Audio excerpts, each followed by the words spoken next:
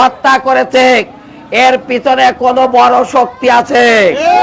এরা এই 12-14 বছরের ছেলেরা একজন ভ্যান চালককে এইভাবে হত্যা করবে, এত বড় সাহস ওই ছোট ছোট ছেলেদের হতে পারে না।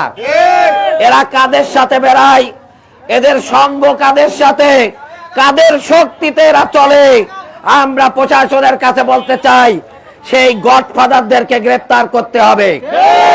এই গডফাদারদেরকে যতদিন গ্রেফতার করা না হবে, এরকম অপরাধ, এরকম অপকর্ম আমাদের এই এলাকায় হতেই থাকবে।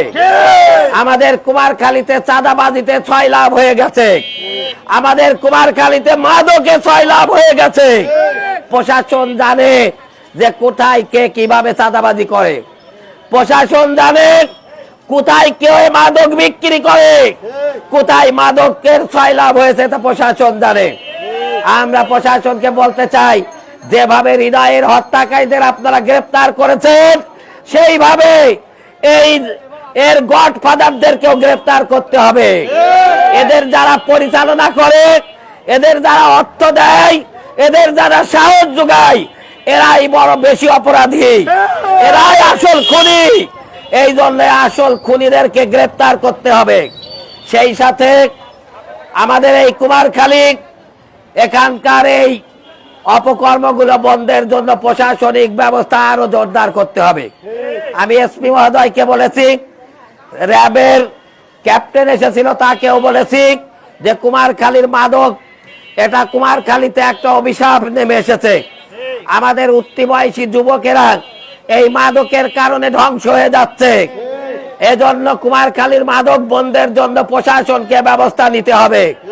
না হলে আমাদের সন্তানেরা মাদকের নেশায় আকৃষ্ট হয়ে তারা অপকর্ম করছে, তারা ভ্যান চুরি করতেছে, তারা মানুষ হত্যা করতেছে।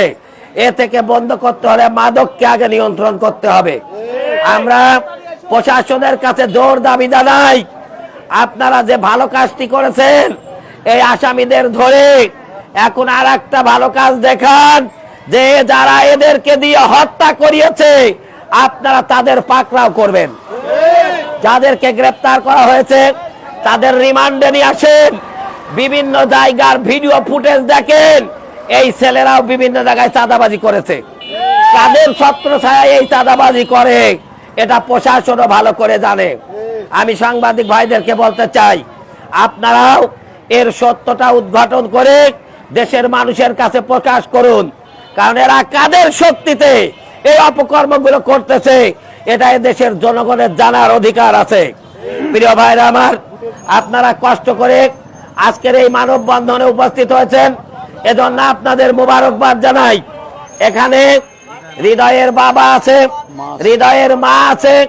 আমরা আপনাদের কাছে দোয়া চাই, এই সন্তানটা নিষ্পাপ, এই নিষ্পাপ সন্তানটাকে যেন আল্লাহ শহীদ হিসাবে কবুল করে। কারণ কেউ যদি আক্রান্ত হয়ে নিহত হয়, সে যদি নিরপরাধ হয়, তাহলে তার শহীদ হিসাবে কবুল করা হয়। আমি আল্লাহর কাছে দোয়া করি, আল্লাহ যেন হৃদয়কে শহীদ হিসাবে কবুল করে।